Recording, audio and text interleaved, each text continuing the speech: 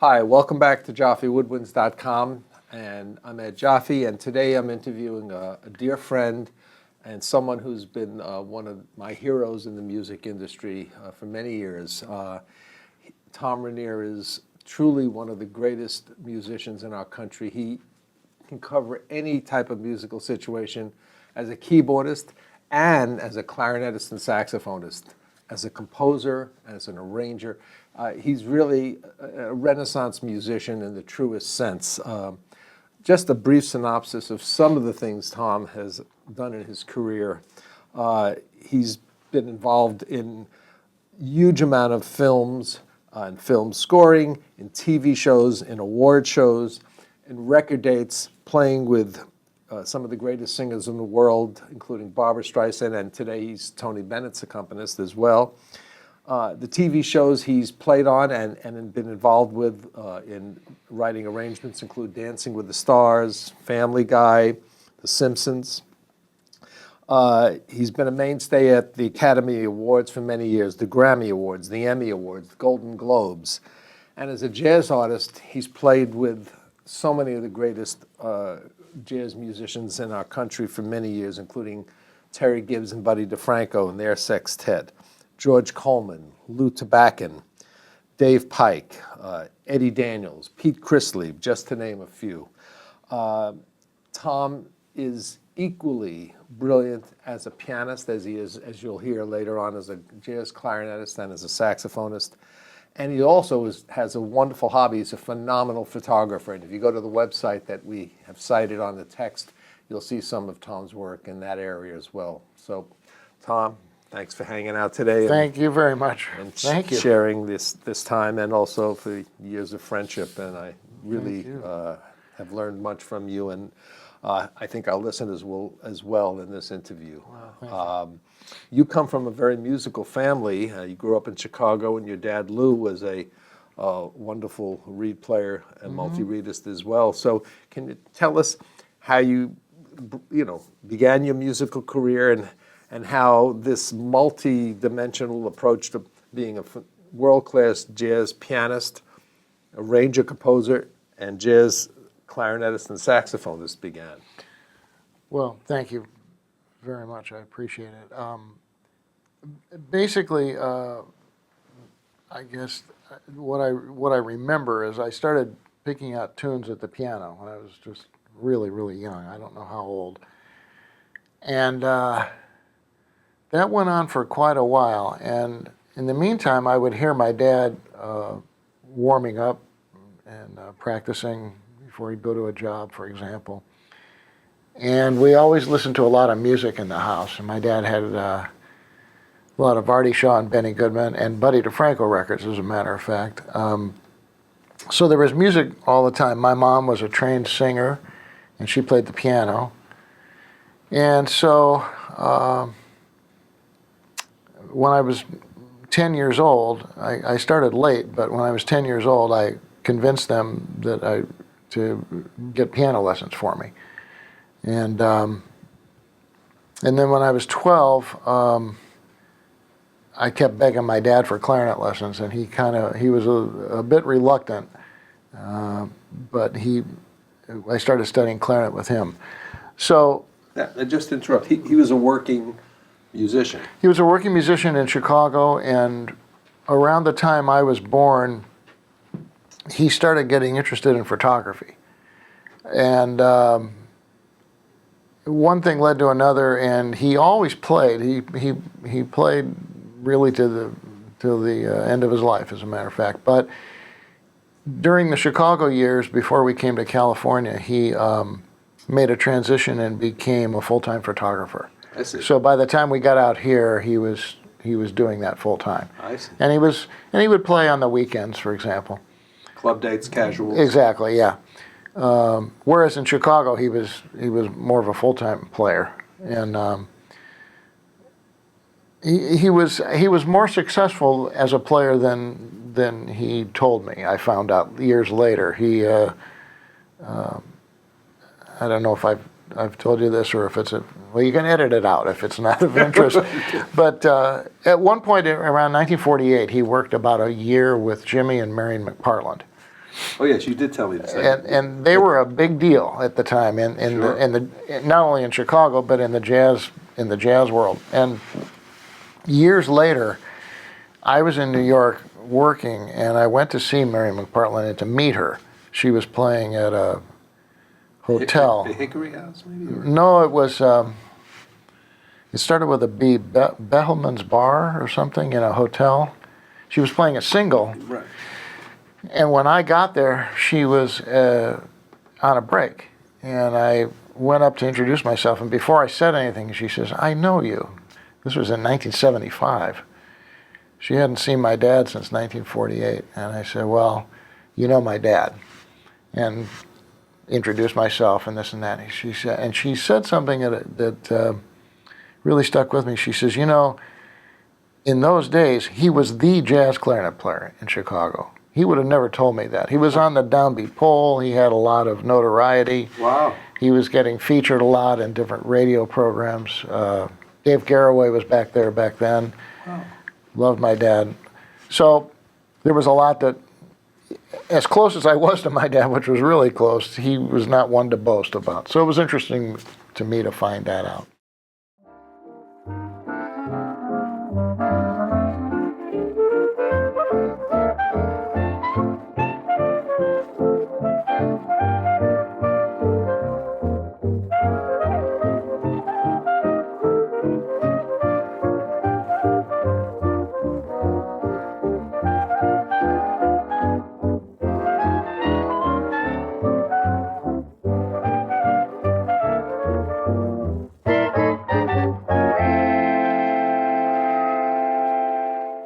Anyway, I started studying classical piano.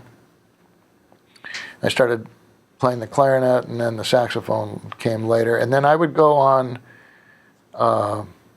he would take me on what we call casuals out in California. I guess they're club dates back east, playing for dancing and stuff. And I would sit next to him and I'd listen, I'd learn tunes.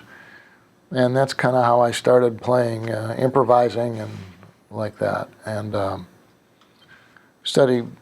kept studying through college. I got a bachelor's in composition, and went on from there. Did you have other teachers, private teachers on the clarinet and saxophone? No. At that time? No. The focus for me was always pretty much the piano, and I played clarinet in the wind ensemble and in the orchestra, and I played saxophone in the stage band. And were you set on piano being your main instrument in the music industry? Yeah. Okay. And was your dad encouraging and mother on that? very much so. They both were very, very encouraging. I think at first my dad was, as any father would be with his child, and my mom too, he was concerned that if I was going to be a musician, I'd be able to make a living. And he felt very strongly that if you played the piano, that gave you a lot more options than if you just played the clarinet and the saxophone. And I think that's probably still true in a lot of ways today, because there's a lot more things a lot more places and different kinds of employment you can have. But once I started on the clarinet, he was with me 100%. And what was your focus on the clarinet? Was it jazz clarinet or classical clarinet? well, it was certainly classical at first, and then all the traditional, the cloche and all the things that we all study, and that just continued. And then I think when I was in college, I managed to. Well, I played in wind ensemble, but I also played in orchestra. And that was really amazing. We had some really good conductors. We had a very good orchestra in college. And so that was a great experience. Right. And who were you listening to musically during these formative years through college? Who were the musical heroes that you were focusing on? Well, at first when I started out, like I said, I was listening to Benny Goodman a lot. And that was probably my first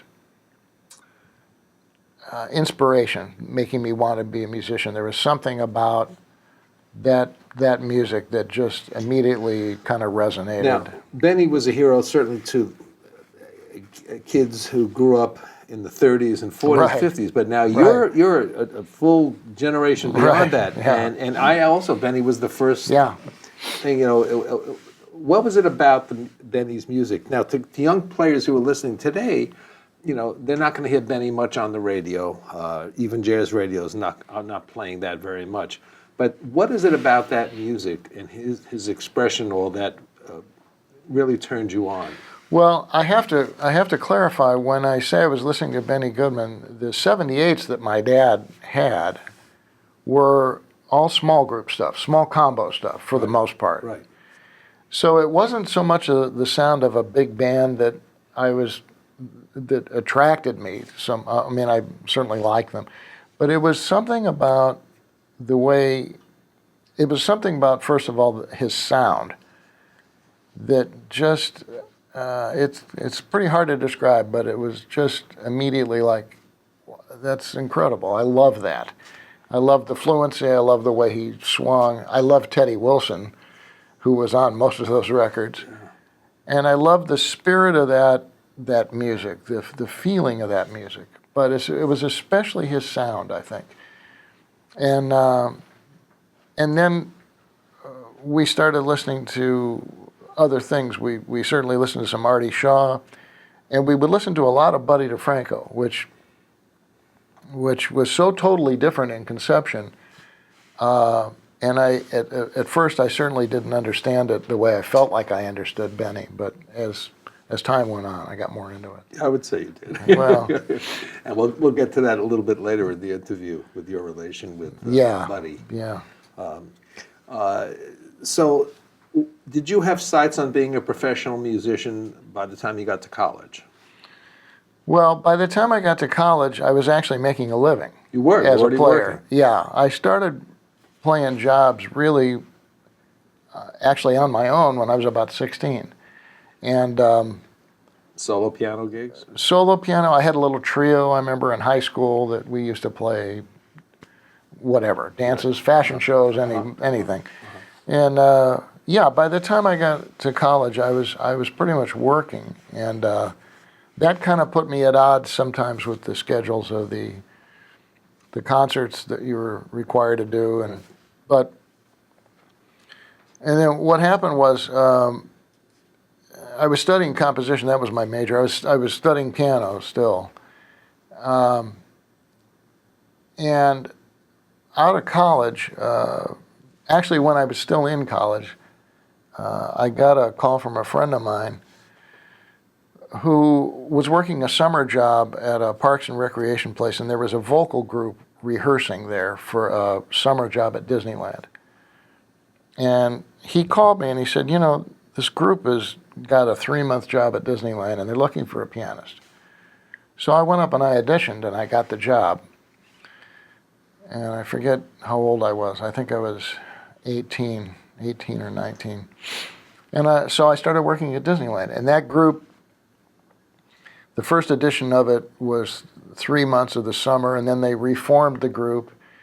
And I wound up staying there, I'm trying to think, about 3 years at Disneyland. Wow. And met so many of the other musicians that were working there. And at that time at Disneyland, they had all kinds of bands and groups, tons of music. Yeah, and they'd bring in big bands And they for would, features. they would also bring in big bands. That's right, Yeah, including Benny Goodman. Yeah, right. As a matter of There's fact, some YouTubes up yeah, with that. and I got to hear.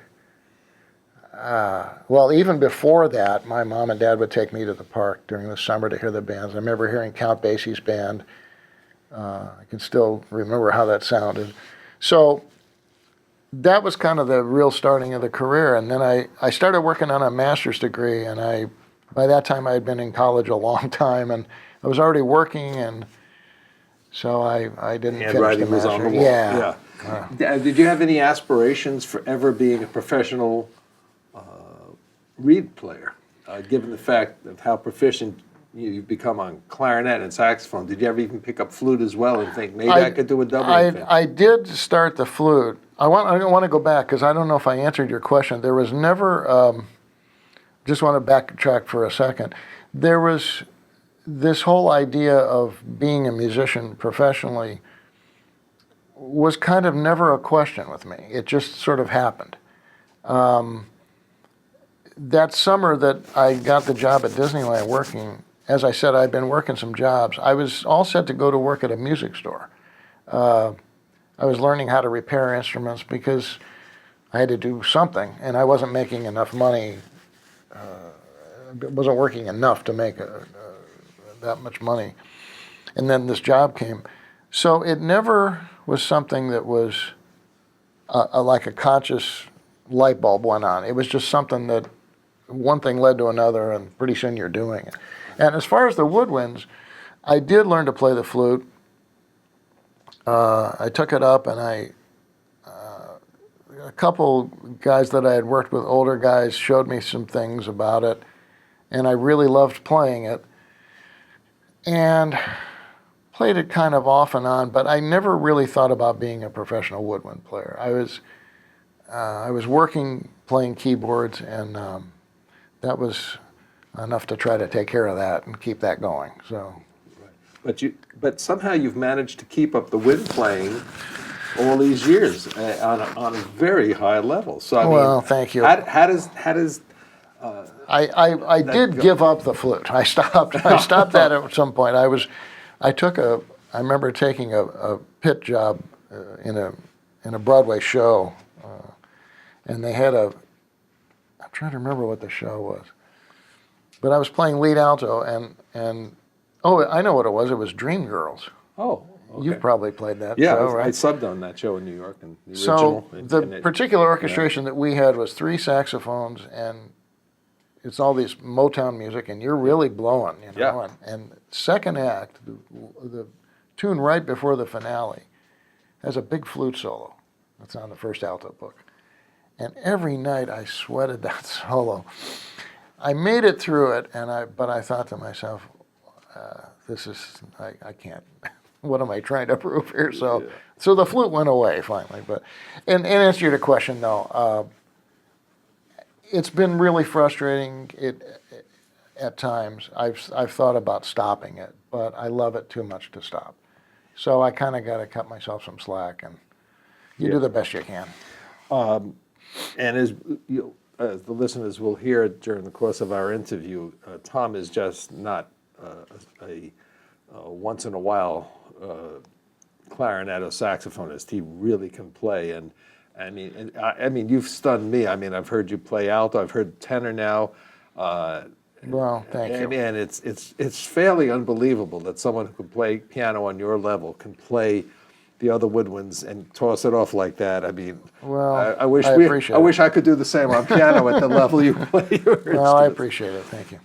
But now you came out of college, you are working in Disneyland, you're starting to enter the professional world. But as we all know, and especially even here in LA, even though you sort of grew up here, moving here at a young age, entering the professional world is not easy for anyone at any time. There has to be some connection or someone or some people who help you.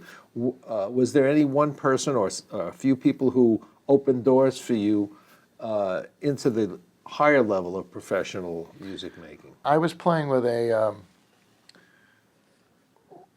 big band, as a matter of fact, and we had a steady Monday night at a club, and the drummer and I became good friends, and about a year or two later, he went with Helen Reddy. And Helen Reddy at the time had a really big career going. And one thing led to another, and their piano player quit. He recommended me. So that was another step. So I joined Helen for about 2 years. I had worked with Joey Bishop before that, and a friend of mine recommended me for that job.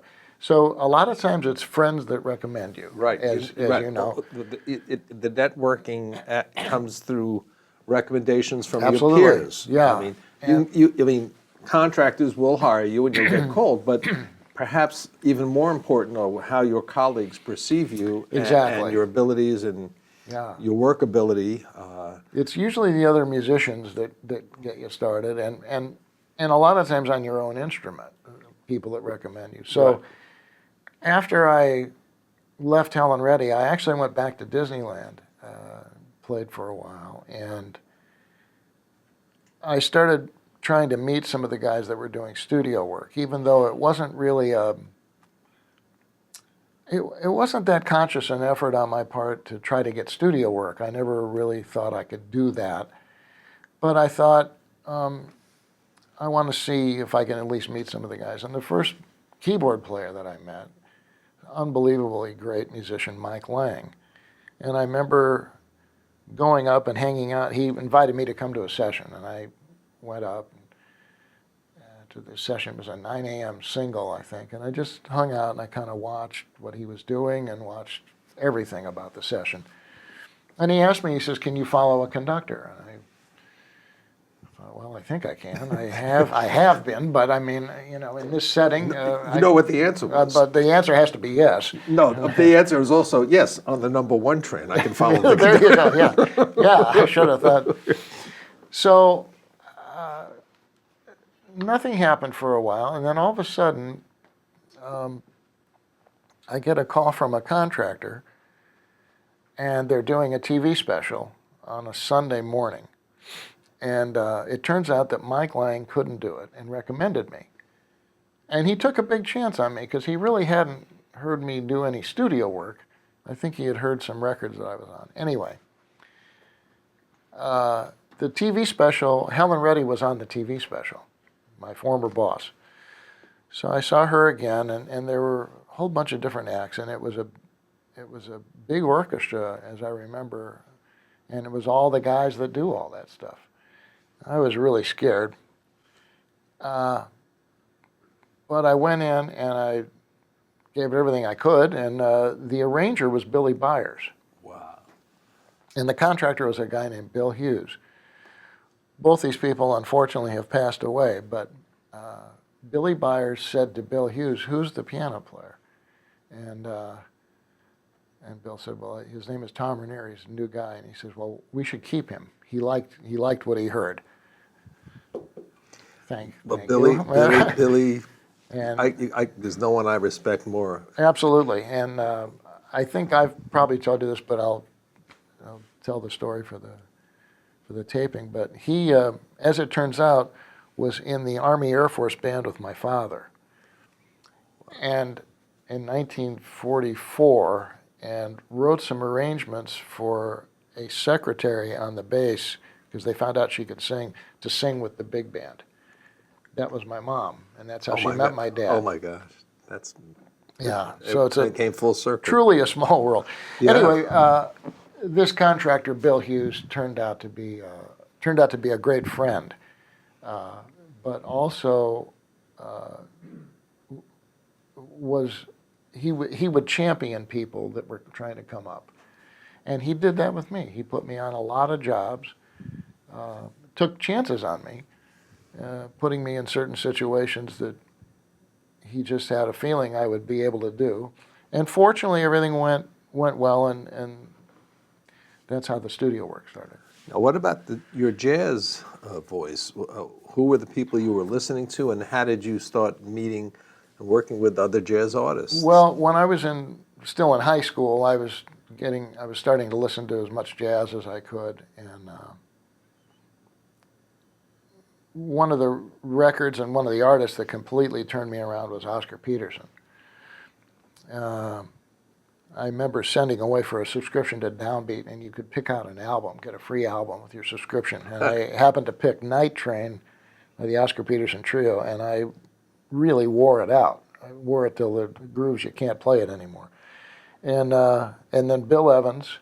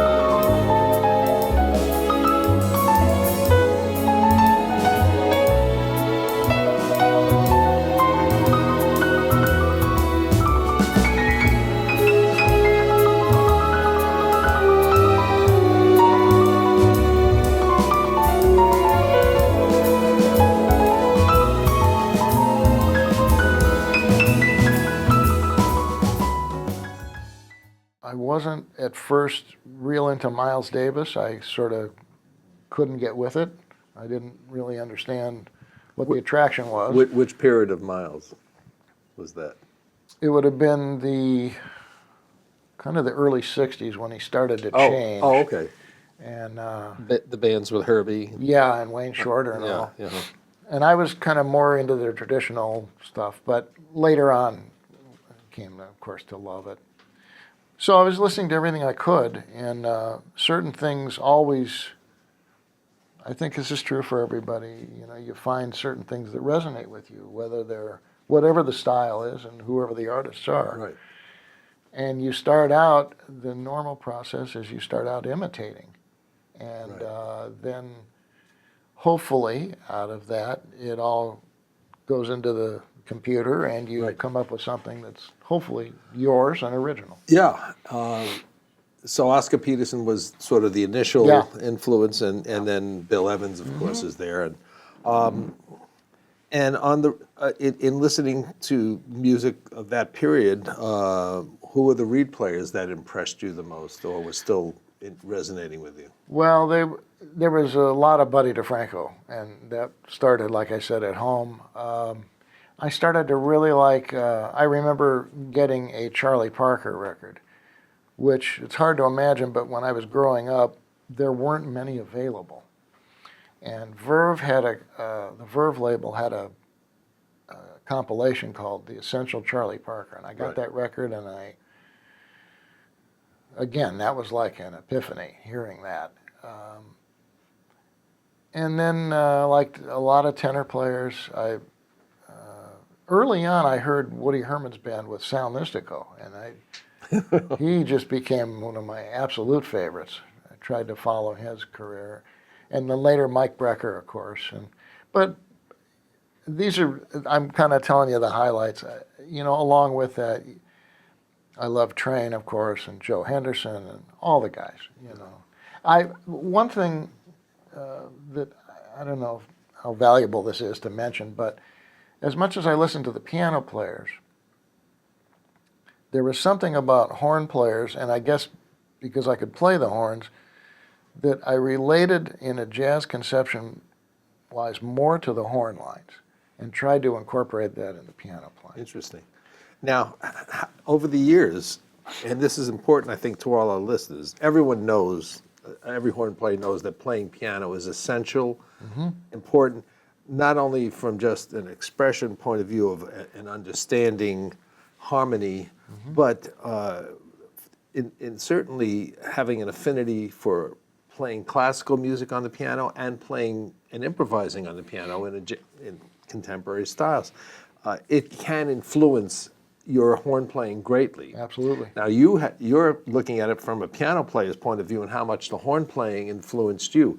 So what would you say to young players, maybe players who are in college, who are reed players, maybe multiple wind players who are thinking of a career in doubling? But you know, as we all know, in college you're given all these courses, and you want to, if you want to be a player, you want to practice your axes. You bet. And the other courses take a back seat. And as I've learned just from living now many years and having been out of school many years, a lot of those other courses that I sort of boo-hooed, just wanted to get through, just get the passing grade, were maybe as essential or even more essential than just going into the woodshed and practicing. You bet. Unfortunately, I didn't realize that till many years later. But how can the piano influence the horn, and how can the horn influence the piano in specifics so that we can help these younger players? I think, first of all, in terms of the piano influencing the horns, everyone needs some sort of method or methodology, mechanism to be able to hear harmony and to hear what goes over it and what works, what doesn't necessarily work, what works better than others. When I've taught in the past, I've always recommended that people learn to play the piano, but also one of the techniques that I used to use is I would have them play a chord and I'd show them a voicing or voicings, and put the sustain pedal down. Take the instrument and play over it so you could hear it.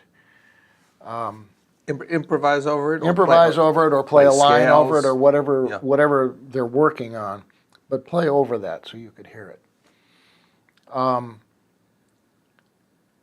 The other aspect of it, in the reverse, is for pianists especially, is to, there's a tendency to play, and this is of course every instrument, to play things that are idiomatic to your instrument. It especially happens with pianists, and especially if you listen to the lots of the older generation people. They'll play figures that lay well pianistically, and that's all fine. There's no right or wrong to any of this. But what I like to teach is I like to teach people to get out of that, because what tends to happen is, and this has to do with arranging too, sometimes you wind up writing what you can play. Sometimes you play things that lay well without really being connected to them. So you're kind of just playing something to fill in a space. But there's not necessarily a connection. But it feels good. Right. So somewhere in there, I think, is an equation to get out of that, and to and this has to do with what you were saying about the other courses. I believe real strongly that a musician should be a very well-rounded person, not only listening to jazz, for example, listening to all kinds of music, reading all kinds of things, looking at art, because every single thing that we're talking about in that realm will influence your music. And the other thing that was brought out yesterday, and when you did the panel discussion, it was, I think Gene Cipriano was talking about, is to be passionate. So that's really the genesis of everything when you think about it. You hear something that attracts you, and you want to figure out what it is. For my piano students, I used to encourage them to listen to horn players in light of what we were just talking about, but also to broaden their horizons. Same thing with horn players. If I'm teaching a saxophone player, I'm going to want him to listen to trumpet players, not just other saxophone players, pianists, guitarists. Right. Because it's all part of the same thing, but it all helps a person, I think, to establish their own voice, their own conception. Right. Being more flexible in Absolutely. that way. Just a little anecdote. When you mentioned horn sax players or reed players listening to trumpet players, it brought back a conversation I had many years ago when I had a chance to meet and interview Al Galladora, one of the greatest woodwind virtuosi ever. And he told me, growing up in New Orleans, one of his first jobs was playing, I think, at a local movie theater. And movie theaters in those days had live music accompanying the movies, because the movies in those days weren't talkies. Yeah. And so it was like a quintet, I believe, and the other horn player was an older man who was a trumpet player, who apparently was very good. And Al said he learned to articulate from that trumpet player, and he would practice out of the Arbin book, and learning how to double tongue, because the trumpet player was doing it next to him, and he showed. And of course, there's no one who had a better double tongue than Al Gallador. The greatest. So I mean, but there's the thing that we can learn from other instruments, and certainly, everyone who's a music major takes piano, whether you're a piano major or if you're an instrumentalist, you take piano for non-pianists. And it's so essential. Absolutely. And my first instrument was piano. My mom taught it to me, but I didn't pursue it. I went right to the clarinet and, the sax and the flute and all that.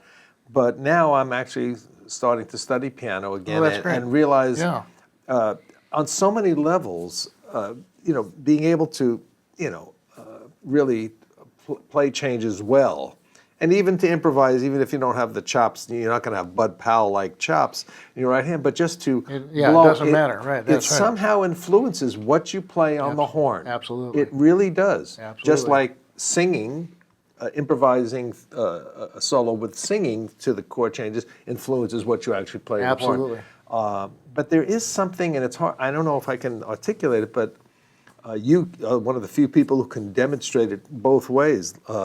But playing the piano really helps your single line playing on saxophone, clarinet, or flute, or whatever, because you are more sensitive, like you say, to the harmony, but also, in a sense, to the comping, what a pianist would comp. It makes you rhythmically sensitive Yes, too. absolutely. So Yeah. it's such a win-win. It really is, yeah. So for the young and for even more experienced doublers listening, when you want to put down the horn and give yourself a break because the chops are tired, it's not bad to have a keyboard to go. Go to the piano.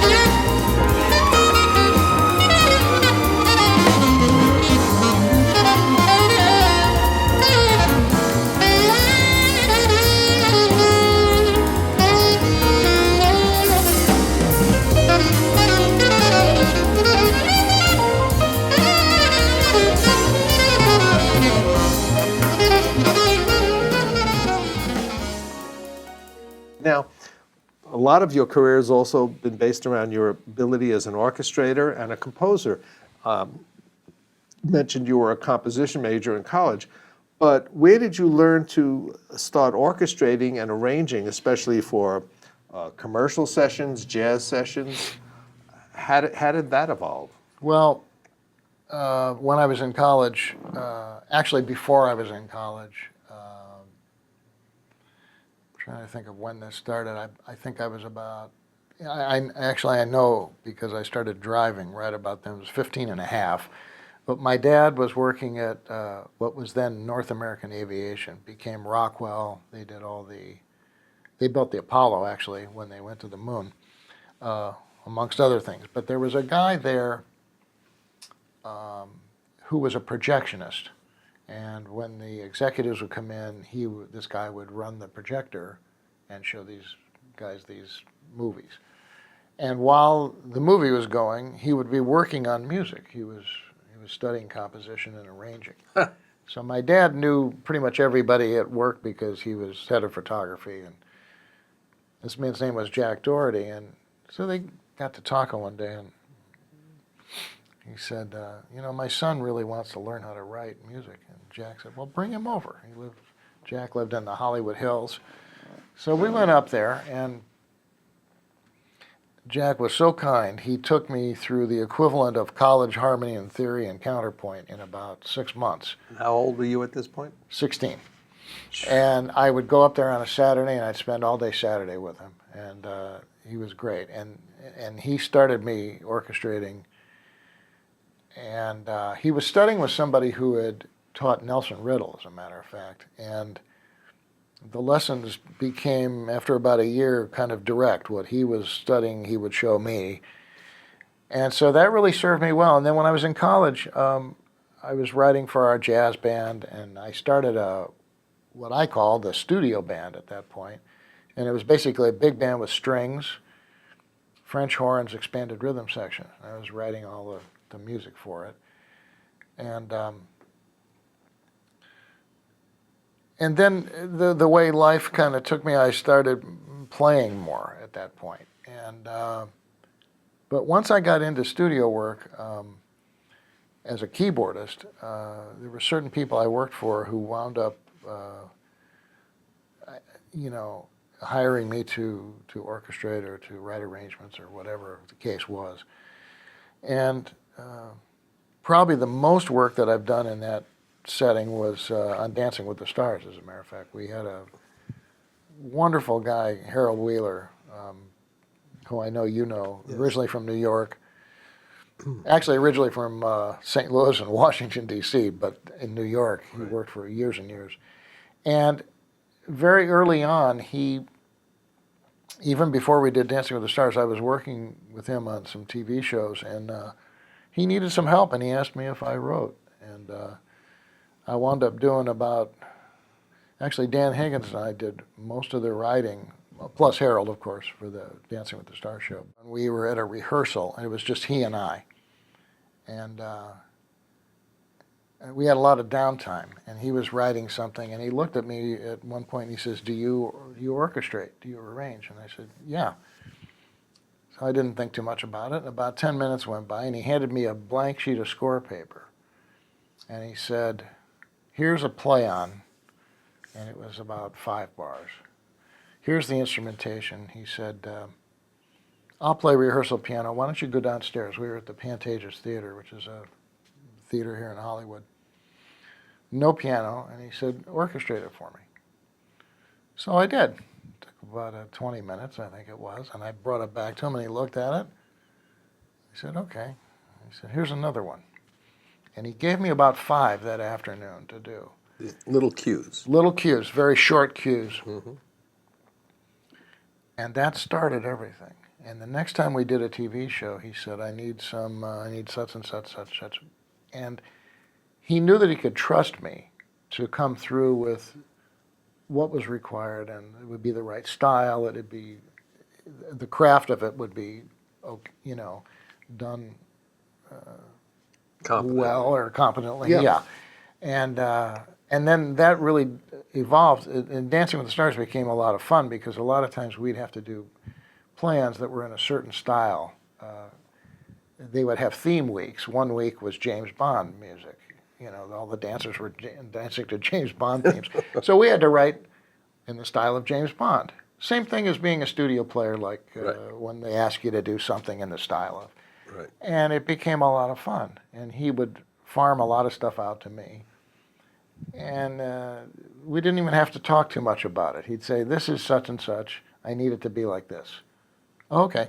And you do it, So it became a lot of fun. But that idea, though, that you can learn from whatever your circumstances, I think is really important. And also something that related to an earlier interview I did with Dan Higgins, when we were talking about the future of doubling, and Dan was saying, there are different ways you can do it, but having a number of things in the fire, like for instance, in Dan's case, he was a wonderful multi-reedist. Yes. He was an arranger composer. Yep. He could copy. He could improvise. There's pretty much nothing he can't do. Yeah, that's true. Yeah. But the point is also that you're bringing to the table more than just being a competent player. And here you are, obviously already a very competent pianist, and now you're being asked to arrange. You studied composition in school.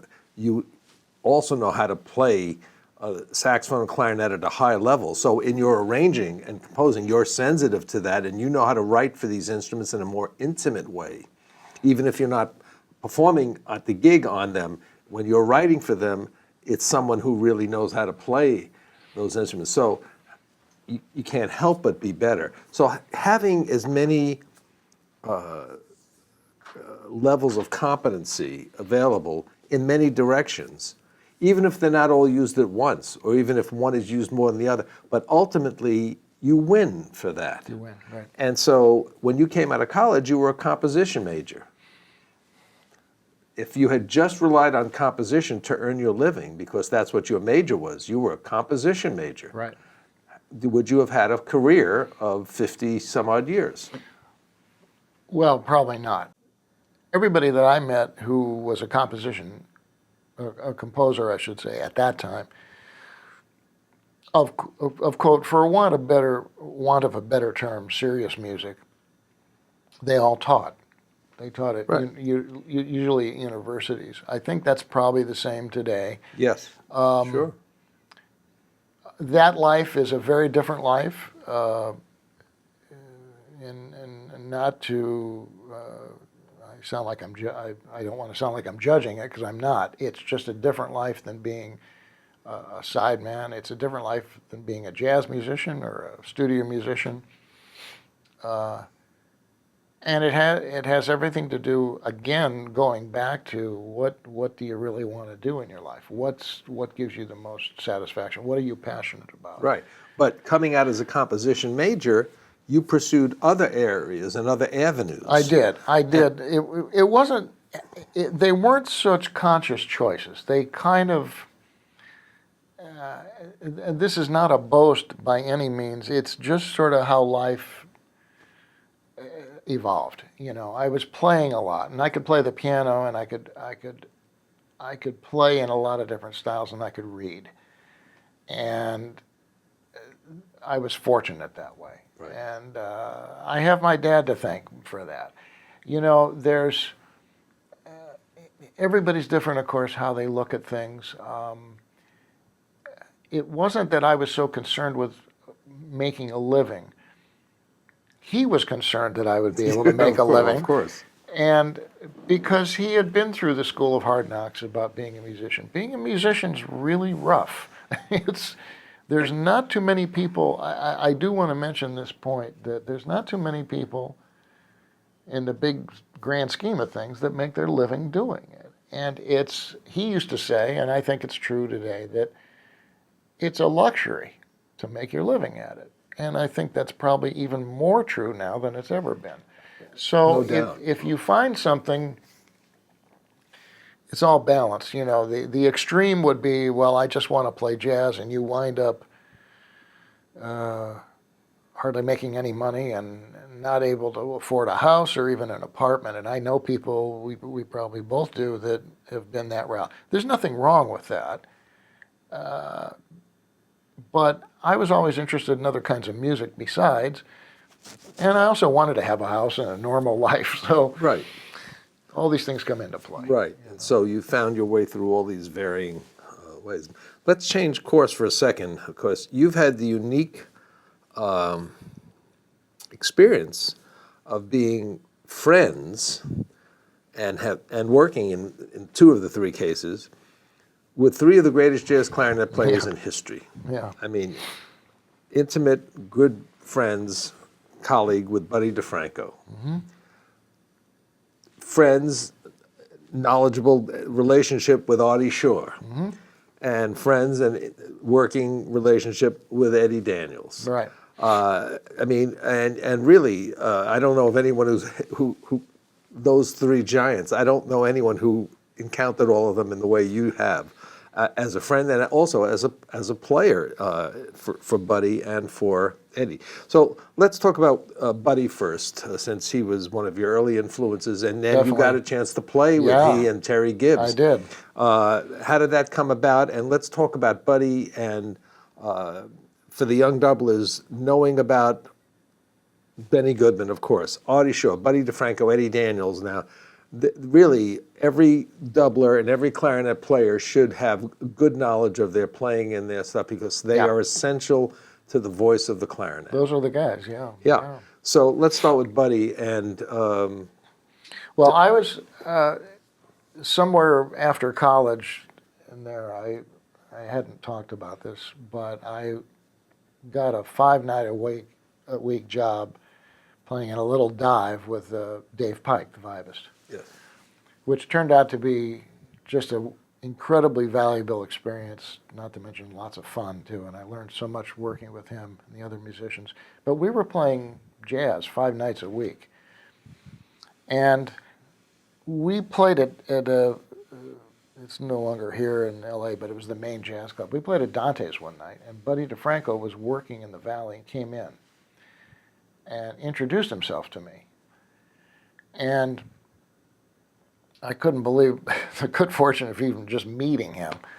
And then some years later, I'm trying to remember how this happened, but I started working a little bit with Terry Gibbs, and he and Buddy had been working together a lot. And I wound up working, I remember the first week we worked it was Buddy and Terry and Herb Ellis and Frank Capp and Chuck Berghofer. It was just an unbelievable band. And from then on, Buddy would call me to work with him, and I did a lot of work with him. Of course, he was on the road, and he lived in Montana and part of the year, and Florida part of the year. Panama City, yeah. But I did get a chance to play with him a whole lot, and we just had a wonderful friendship and a wonderful musical relationship. Did you play clarinet for him a lot? I did a little bit, yeah. He always said, "Bring your clarinet." And it was like trying to avoid getting humiliated, but No, you hang in there pretty good. But it was a lot of fun, and it was always a lot of fun. But it was, for me, I mean, I remember the first time playing with him. It's hard to describe in words, but to hear that, and he used to stand in the crook of the piano, so he'd be right near you, and to hear what he was playing, and having heard all these records all my life, such a thrill. And on top of that, as you know, he was one of the greatest people ever. Ever. Gentleman. Just ever. Class. Total class. Yeah. I remember saying to him one night, it was always, the solo order was always the same. It was Terry played the first solo, then Buddy would play, and then the piano would play. So you had to follow him. I had to follow, and I said, and I meant it seriously, and this wasn't something I talked to him about trying to get a compliment at all, but it really was becoming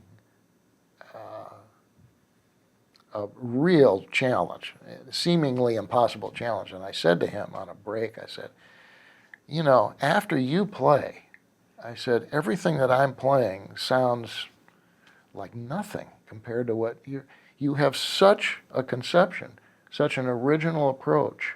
And he did. Of course.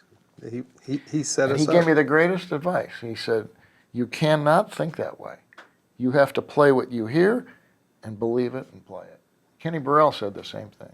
He said, the whole key is to play what you hear and believe it. And that's for any kind of music. And that's very challenging, though, when you're playing with one of your absolute heroes. Yeah. And who's at that level. Same thing with Milt Jackson. I remember working with him, getting a privilege of working with him and Ray Brown well, we did a record, but we also did some live playing. And Ray Brown was standing next to me, and I was hearing these bass lines, and at one point I stopped. I thought, I can't believe what I'm hearing. And could you hear anything? Because his bass is the most resonant bass sound I ever heard in my life. Unbelievably great. And when Milt would play one note, it would go right through you. You'd say, those are some of the greatest music lessons you ever have. Right. You can play with, if you get a chance to play with your heroes. Sure.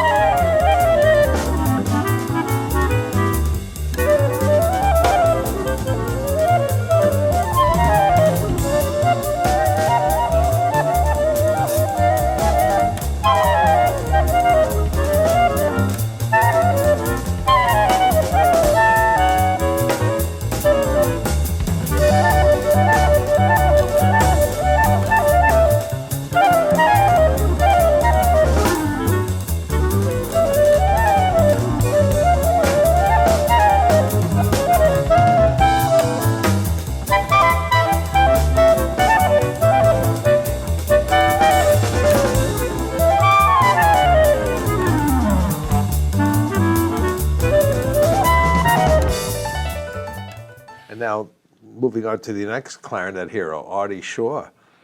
Right. I mean, a real character. And you met Artie Well, when he had already stopped playing. he had stopped playing, yeah, and I got a call from a drummer slash contractor here in town who's since passed away, but Frank Capp, and he was contracting the Glendale Symphony. And he said, we're scheduled to play the Artie Shaw Concerto for clarinet this summer. And Abe Most was supposed to do it. He was a wonderful clarinet player. Giant. Wonderful person, too. And he can't do it. He said, could you do this? And so I said, well... Now, I want to just hold here for our viewers. Yeah. Now, you've heard Tom speak already throughout this thing about his piano playing, and I've kept talking about how wonderful a clarinet player. But obviously, other people have heard you to be able to recommend you to play the Artie Shaw Concerto and sub for Abe Most. Everybody else was busy. No. And you were in New York. So No. That says something about the level of your playing and the way people perceived it. So it's not just, again, you. Well, thank you. So that in itself is a great honor. Well, I asked him, I said, how long have I got to prepare? And he said, well, it's not for about 2.5 months. And I said, well, I would like a shot at it. And so I woodshedded like crazy. And my dad had the music for it and also had the original 78 that my mom bought him for their second wedding anniversary in Chicago. So we listened to it, and it went pretty well, I thought, and that's where I met Artie. And he was kind of a curmudgeon at first, but later on thought that I did a good job. So. And he came to rely on you a great deal toward the end of his life as a friend and a confidant. Yeah, he actually had plans. I was telling Ken Popowski this story because he has a similar story about Benny Goodman, that Artie wanted me to write and play the clarinet for a woodwind quintet, a jazz setting of a woodwind quintet, and had spoken to a record company, and we were going to do a record. And I wound up doing a demo, and right after the demo, unfortunately, he passed away, so we never got to do it. Ken's story, I think, is that Benny wanted to record him. Yes, he recommended him to a record company. Yeah, and I don't know if Ken found that out till after Benny died. I mean, right, I think is the way he told it. I think that's what I heard him say as well. Anyway, I spent a lot of time with Artie about the last 10 years of his life, actually, and got to know him really well. And you actually sort of introduced them or got them together at times. Right, and certainly Artie was one of Buddy's heroes growing up as well. Absolutely, yeah. And I remember Buddy and his wife Joyce and I and Artie spent some time together. It was just fantastic. Now, how would you, before we go on to Eddie Daniels, how would you describe the difference in their approach to playing the clarinet and improvising Buddy to Artie? Well, one thing is that it's one thing that they had in common is that they both sort of approached the clarinet as a saxophone in terms of their setups and the way they played it. And the first time I really thought about that or realized it was when Buddy told me about it. Huh. I always knew that Artie didn't sound like anybody else. At least to me, he didn't. He had such a lyrical tone, and it was not a quote legit clarinet sound by any means. And it's important to mention that Artie's first instrument was saxophone. Was the alto saxophone, and he was a magnificent lead alto saxophonist. People, because of his prowess on clarinet, people would know it unless you really read about Artie and studied it. But a superb lead alto player. You bet. And kept the saxophone around. Yes, he did. Until Yes, he did. That's right. So they had that sort of in common. Right. Where they differed, and it was they were a generation, of course, apart. But Artie had an intellectualism to his playing, as did Buddy. But Artie's playing was informed by the period of which he was playing, but he stood out as a real original because of the content of his playing and the sound that he had. Whereas Buddy came along and adopted the language of the bebop period to the clarinet, which nobody really was doing. Some people say Tony Scott, but Not to the extent that Buddy. Not like Buddy did it. Yeah, yeah. And so that to me was the major difference. It's an aesthetic difference. It's when they play ballads, for example, Buddy played ballads beautifully, but it was a whole different feeling than when Artie would play a ballad. Right. And Artie had this original way of phrasing and the notes that he picked, and it was, by contrast to Benny Goodman, it was a totally different world. And, Right. and Benny, of course, was magnificent. They both were. They Yeah, were just totally different. Apples and oranges. Absolutely. Yeah. Yeah. And then finally, and how I met you was through your work with Eddie Daniels, and playing with Eddie for many years, and when you came to New York with him, then we were able to connect. But Eddie, being the modern version, the last few generations, Yeah. he's been the guy who really has kept the clarinet alive, influenced others, and picked it up, and been well recorded and documented, and really has, championed the jazz clarinet. Absolutely. And is great a jazz saxophonist. Yeah. And magnificent flutist as he is. That service in keeping the clarinet alive is really, in the jazz world, I think Eddie has really deserves a lot of credit. Absolutely. Here. Absolutely. Now, what in Eddie's approach to the clarinet and to jazz improvising compared to Buddy and Artie, what are the differences? Well, you again, I notice? think it's a product of his generation, and speaking the perhaps more current jazz language in terms of the phrasing, and his approach to the instrument is much more based on again, for want of a better word, a classical, because that was his training. Right. And so he was able to combine this classical approach to playing the instrument, the sound, with the language of his era. So he didn't, and again, adopting a lot of the things that he did on the saxophone on the clarinet. Right. So it was a more modern approach, and fantastic. I mean, and as a matter of fact, he and Buddy were good friends. Yes. And Buddy thought the exact same thing. He thought, well, this is the next guy now, Right. and incorporating everything that's happened. Right. And he was so encouraging, Teddy. Absolutely. I remember seeing them together at clarinet conferences, and I remember once Eddie was still working in town, living in New York before he moved to Santa Fe, and I remember Buddy saying, as great as he is, I'd wish he'd put down the saxophone and flute, because what he's going to do on clarinet is going to change Absolutely. the world. And, Yeah. and Eddie ultimately did that. And he did, absolutely. Yeah, You bet. and he did. You bet. Yeah, Buddy was that special. He Yeah. recognized and wasn't afraid of someone being a competitor. No. Because welcomed it. Because it's not a threat. It's Right. not not anything except here's someone doing something different, and the great. continuation, and great, Great. and truly great. And when Buddy would talk about anyone on any instrument, if it was truly great, that's what counted. Yeah. We recorded with Art Tatum, amongst others. Right.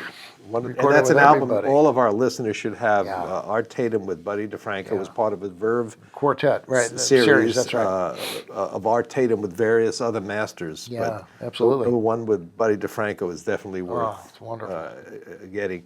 So here you've had this interesting career of working with great jazz artists like Buddy and Eddie and Lou Tabakin and so forth, working in the studios, doing the sessions with great artists, doing film scores, working on TV shows, writing for TV shows. In all of these different styles and types of music that you've involved yourself, when you have a chance to be at home, and maybe there's never this moment anymore, because with working with Tony Bennett for the last few years, you're so busy as well. But if you have a few moments at home, and you want to listen to music, what are the musics, the styles, or the artists that you tend to gravitate to? Well, these days it's primarily classical music. Is it orchestral or chamber music? It's usually orchestral. Orchestral. I would say primarily the late 19th century stuff, Ravel and Debussy and Stravinsky. I don't listen as much as I should, but I try to keep kind of aware of what's going on with regard to latest developments in jazz, and also quote serious music. But I find myself going back to that period especially for inspiration and for learning and Right. yeah. And for our listeners, if you had like your Desert Island list of recordings, what are some of those that would jump out that you would? That's a tough thing. Yeah, Yeah, of course. There's so much stuff. Well, it would definitely include some jazz records. It would include some early Artie Shaw. My favorite period of Benny Goodman would be around 1945. Again, Buddy DeFranco, especially the early quartets with Sonny Clark.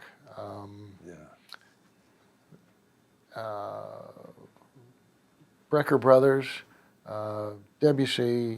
There's so much that I'd need a big truck for that desert island. I think. It's pretty hard to pick one thing, but as you get older, I think your tastes change, and in some ways they broaden, and in some ways you find yourself going back to stuff that you connected with early on. It's sort of tough to answer. Okay. And I always ask this question when I'm with artists like you, because again, so much of what I hope to impart through the website and through this legacy series is to provide information for especially younger players, people who are looking to enter the profession. And you've had such a broad and diverse career. But now knowing, and you're still in the middle of your career, really, and you see what's happening in the studio scenes, you see what's happening in the film industry, you've seen what's happening in the recording industry. How would you, what advice would you offer young musicians and young multi-instrumentalists looking to come into this industry at this point in time? Yeah. What advice could you offer them? The advice is almost, I think, the same as when I used to teach. I taught at a few different colleges over the years, and the last one being UCLA. And I would get essentially the same question from the students. What am I going to do when I get out of here? The difference now is that the context has changed, and the world has changed a lot, and continues to change. The thing that's, of course, constant about life is change. I speak with reference to the music business as I know it has done a complete change since I entered it to where we are now. I had the benefit of working a lot of different kinds of jobs that don't exist anymore, essentially. Playing shows, playing dances, playing all kinds of situations, and then recording work, all kinds of different musics in the recordings, writing. So I'm very, very thankful and grateful to have had all these experiences. A lot of them, for the most part, aren't available anymore. So when you talk to young people and you give advice, my best advice it consists of a couple different elements. Number one would be to find something in music that you are passionate about. That's number one. When that leaves, if that leaves you, or if you don't have that, then I feel that it's not the greatest business to enter, because that's always been the main attraction. You asked earlier about how did you decide to do it. I said, well, I didn't really decide to do it. It just happened pretty naturally. And I think to some degree that's kind of essential, that it sort of chooses you to some degree. Now, on the other hand, you do have to be practical, and you have to live in the world, and you have to adapt to the world as it exists when you're entering this field. That So- sort of practicality. Yeah, practicality. Instead of Right. the idealism in college, when you get out, sort of has to Right. give way to practicality. Reality dawns on you, and Yes. you've got rent payments to pay and everything else. My advice kind of remains the same, and that is to have a lot of irons in the fire, a lot of things you can do. The way technology is right now has made it somewhat easier to do that. And the more things that you can do, the more chances you have of working. If you can make computer music, if you can use computer software to copy music, if you're a pianist and you can accompany a choir at a church, I mean, there's so many diverse possibilities within the world of music. But all of them deserve to be considered. And the other thing is that the ego shouldn't enter into this. As jazz players, I grew up in a setting with a lot of the people that I worked with were extremely judgmental and opinionated. If you, and I heard a story about Lenny Tristano that bears this out, as a matter of fact, who was his contributions are incredible. But he told one of his students who couldn't attend one of his classes on a Saturday night, he said, "Why can't you make it?" He says, "Well, I have a job accompanying a singer." And he says, "Oh, well, you'll never be a serious musician." To me, that's very, very damaging and very wrong. Right. Accompanying a singer, playing for a church choir, using Finale or Sibelius to copy music, making a track that's going to be used on a show, whatever you're doing, they're all valid. Right. And one more point about all this that I think needs to be mentioned is, I said earlier that it's a luxury to make your living at it. It's a privilege to be a musician and to make a living at it. And if you're making a living playing your horn or doing something in music, that's pretty great. Yeah. And you got to be thankful. Right. And given the nature of the changing work scene, Yes. if you're still able to survive doing that today, That's right.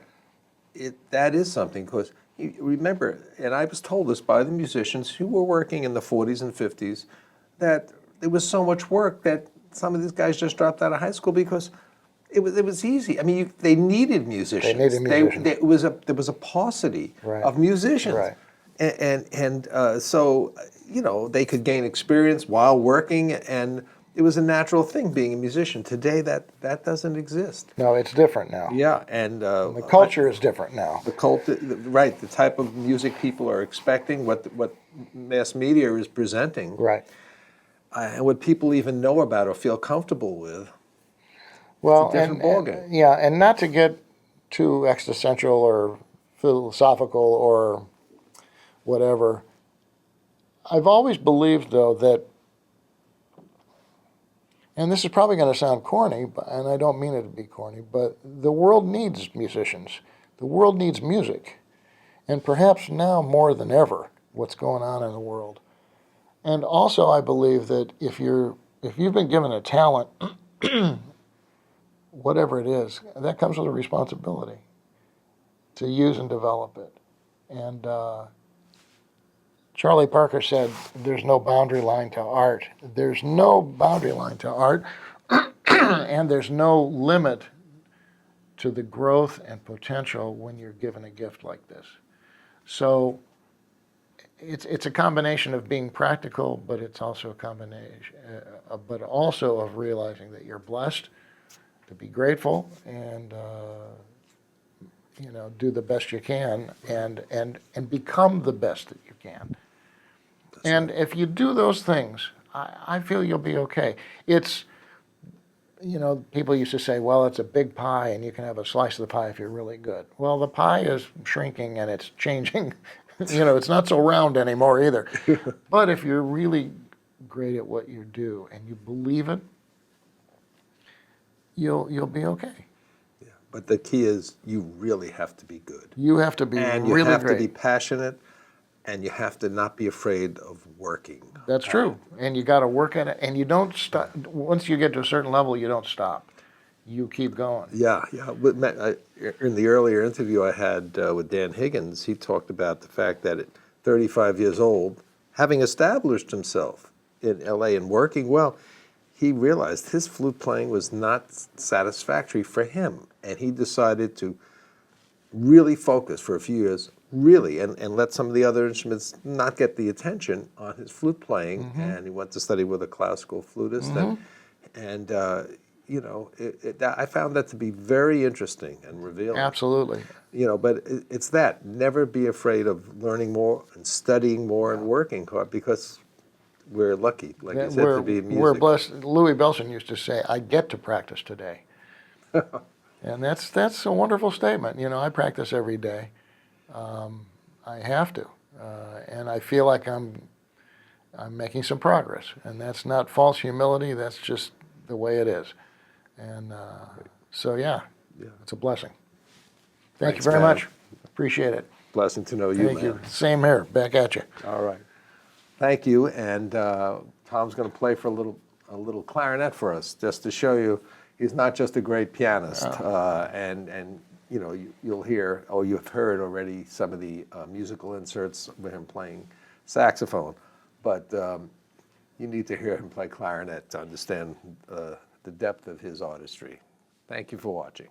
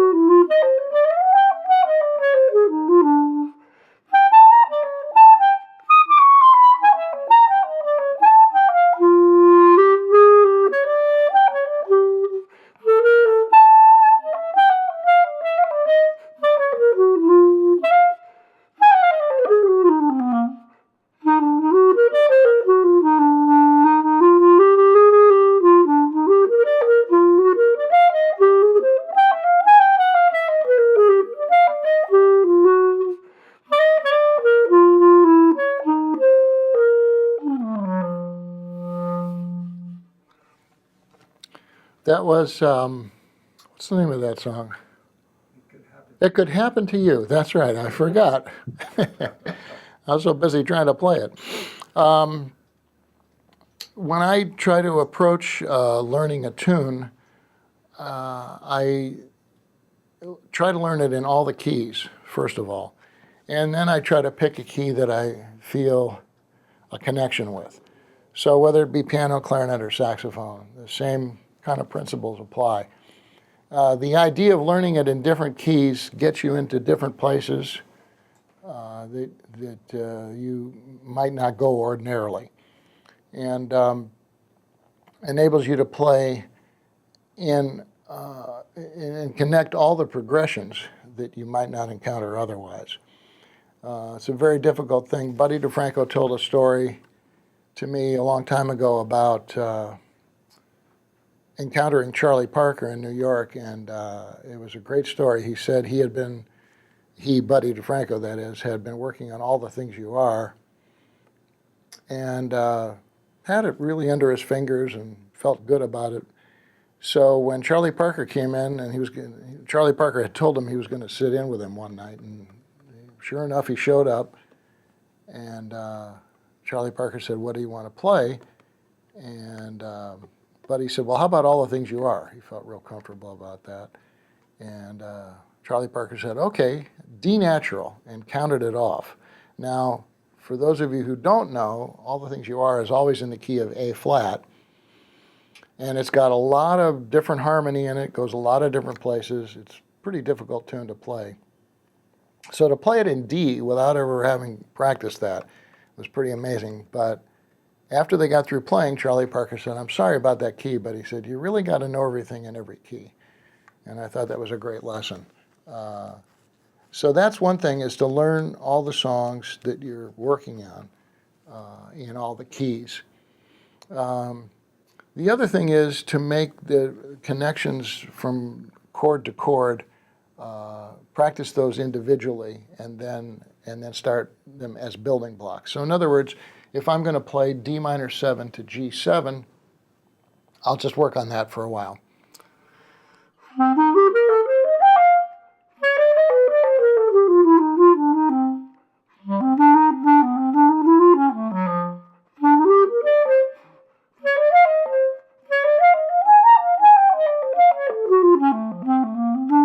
Then I would say, what are the next two chords if you're working on a tune? Let's say it's D minor 7 to G7 to C minor. So you might want to go.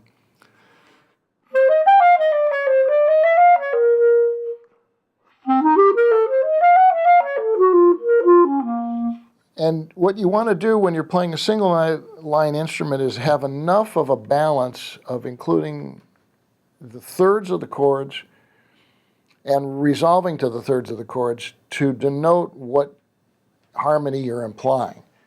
So in other words, you can play in and outside of the changes, what they call inside and outside, but you still have to imply those changes. When you hear Sonny Rollins play, for example, the trio recordings he did at the Village Vanguard, there's no piano. But you can always tell what changes he's implying, what chords he's playing, and what song he's implying by the nature of those chords. So let's continue this one other step, and let's say it's D minor 7, C minor to F7. So you could set up a routine, and you just work on those, keep connecting those chords.